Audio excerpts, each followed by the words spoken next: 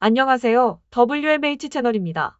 한 나라의 국방정책에는 다양한 관점이 존재합니다. 무기 도입과 관련해서도 미래의 자주 국방을 위해 무기는 자체 개발을 시도해야 한다는 의견과 경제적인 관점과 현실적인 제반 사항을 고려해 무기를 수입해야 한다는 의견 등 다양한 의견이 존재합니다. 하지만 일본은 기자 클럽이라는 게 있고 엄청나게 폐쇄적이어서 일본 무기의 결함 등 모든 치부가 거의 보도되지 않고 있습니다. 이런 일본 무기 시스템의 진실을 세상에 알리는 군사평론가가 있으니 바로 키요타니 시니치입니다. 그는 일본의 군사 전문 기자이며 영국의 국방 전문지인 제인 디펜스 위클리의 일본 특파원과 홍콩을 거점으로 하는 캐나다의 민간 군사 연구기관인 카나 인포메이션 센터의 선임 고문으로 일하고 있습니다. 키요타니 시니치의 비평가 조언은 전 방위청 장관 이시바 시게루에도 영향을 미쳤고, 이시바 전 방위청 장관은 방위청 장관 시절 방위청 개혁을 위해 그의 지적 사항을 정책에 반영하였을 정도로 일본에서는 나름 영향력이 있는 군사평론가로 알려져 있습니다. 또한 최근에는 이지스 어쇼어 도입을 중단하고 이지스함을 늘려야 한다고 지적한 그의 의견대로 일본은 이지스 어쇼어 도입을 중단하고 이지스함을 늘린다고 얼마 전에 발표했습니다. 일본의 국방정책을 신랄하게 비판하던 그는 P1 초계기에 관한 칼럼도 게재했습니다. 그럼 P1 초계기의 대형 수출 계획은 그림의 떡이었다란 칼럼의 전문을 살펴보겠습니다. 일본 언론은 2013년 3월부터 운용을 시작한 P1 초계기가 미국의 초계기인 PA 포세이돈의 라이벌이라고 말하고 있다.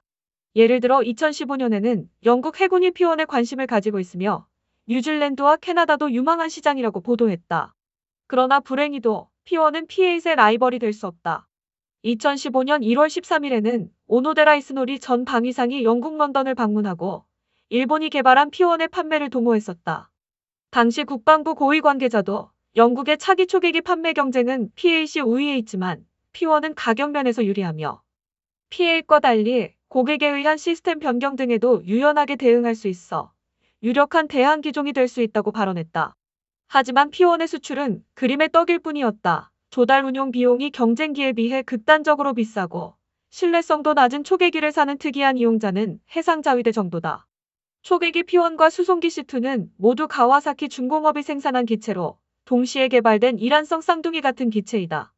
동시에 개발된 목적은 부품 등의 공통화에 의한 개발과 조달, 유지 코스트의 적감을 도모하기 위해서였지만 이것은 성공하지 못했다. P1은 구조적으로 원래 비용이 높다. 초계기는 잠수함을 탐지하기 위해 저공 비행을 해야 하기 때문에 프로펠러를 이용한 터보프롭 항공기가 사용되었다.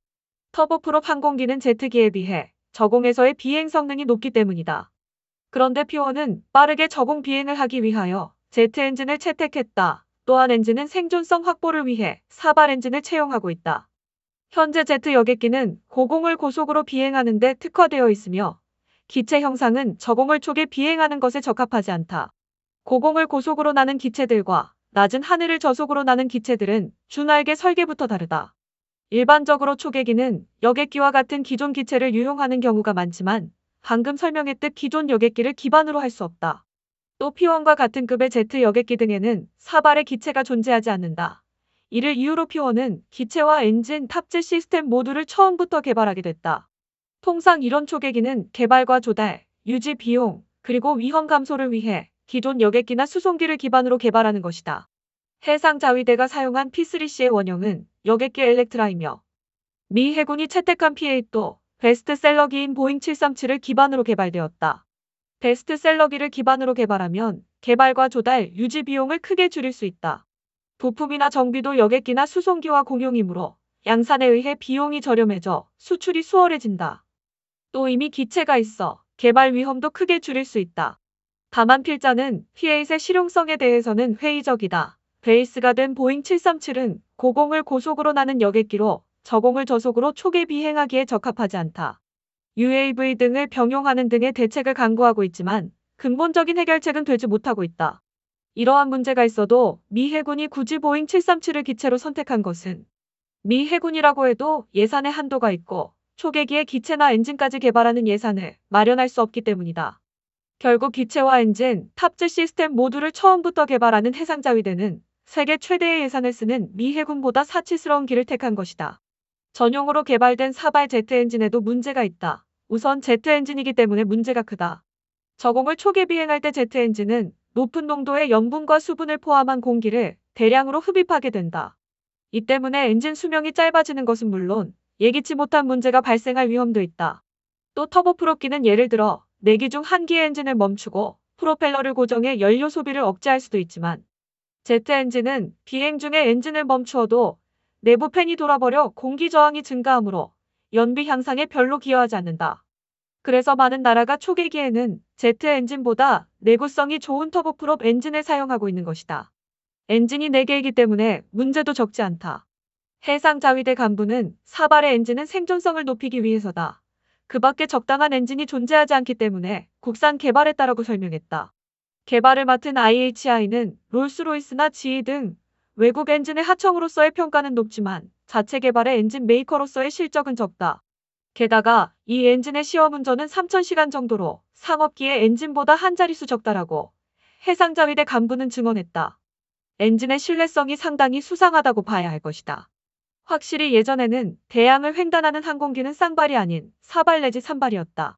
이는 쌍발기의 경우 엔진 한 기가 정지할 경우에 대비해 인근 공항에서 120분 이상 떨어진 곳에서 나는 것이 허용되지 않았기 때문이다. 하지만 현재는 엔진의 신뢰성과 추력이 높아져 쌍발기로도 대양의 횡단이 가능해지고 있다. 이 때문에 보잉의 777이나 에어버스의 A350 등 P1보다 훨씬 큰 대형 여객기에서도 쌍발이 사용되고 있다. 이런 이유로 미 해군의 P8은 보잉 777과 같이 민간에서 많이 사용되고 양산을 통해 비용을 절감한 엔진 2개를 사용하고 있다. 해상자위대보다 훨씬 많은 실전을 경험하고 인명을 존중하는 미 해군조차 비용 폭등을 위해 꺼렸던 사발 엔진 기체 개발을 해상자위대가 결정한 것이다. 당시 방위청과 해상자위대 간부는 P1의 개발을 주저하는 이시바 시게루 당시 방위청 장관에게 엔진이 사발인 것은 조종사의 안정감 때문입니다. 조종사의 심정을 모르십니까? 라며 개발 승인을 다그쳤다. 고립된 이시바 씨는 최종적으로는 P1의 개발을 인정하지 않을 수 없었다. 하지만 이시바 씨는 후에 필자에게 신뢰성이 낮은 사발의 엔진보다 신뢰성이 높은 쌍발 엔진이 좋다고 하는 파일럿도 있었지만 이라고 말했다. 필자도 현장 대원에게서 같은 말을 들었다. 원래 저공을 저속으로 장시간 비행하며 계속 움직이는 잠수함을 탐지하고 고공을 고속으로 일직선으로 항행하는 것은 이율배반적이다. 이것이 양립하는 것은 매우 어렵다. 비유한다면 험로를 달리는 사륜구동차와 고속도로를 고속으로 달리는 페라리 같은 스포츠카가 가진 기능을 하나의 차체에 갖고자 하는 것이다. 많은 초계기 제조사들은 무난하게 터보프롭 수송기와 항공기 등을 기반으로 한 기체를 개발하고 있다. 초계기의 임무가 무엇인가를 생각하면 해당 공역까지의 속도보다는 초계 기능을 중시해야 한다. 그렇다면 터보프롭기가 선택되는 것은 당연하다. 생산 대수를 60대 정도로 예상한 P1에 전용 기체와 전용 엔진을 개발했기 때문에 매우 높은 조달 단가와 유지비가 필요하게 되었다. 조달 비용은 당초의 100억엔 정도에서 약 2배로 급등했다. 전용 기체가 얼마나 비용이 비싼가? 예를 들면 미쯔비시 중공업이 개발 중인 제트기 MRJ는 최산 분기점이 350대에서 400대로 잡혀있다. MRJ가 전용 엔진을 개발하고 있다면 최산 분기점은 더 늘어날 것이다. 비용을 감안하면 불과 60대 정도밖에 생산하지 않는데 전용 기체를 개발하는 것이 얼마나 사치인지 알 수 있을 것이다.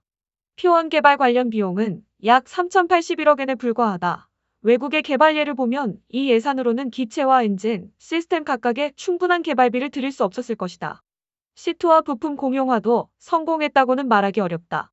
본래 기체 규모도 다르고 P1은 사발의 저입기인 반면 C2는 쌍발의 고입기이며 기체 구조도 다르다.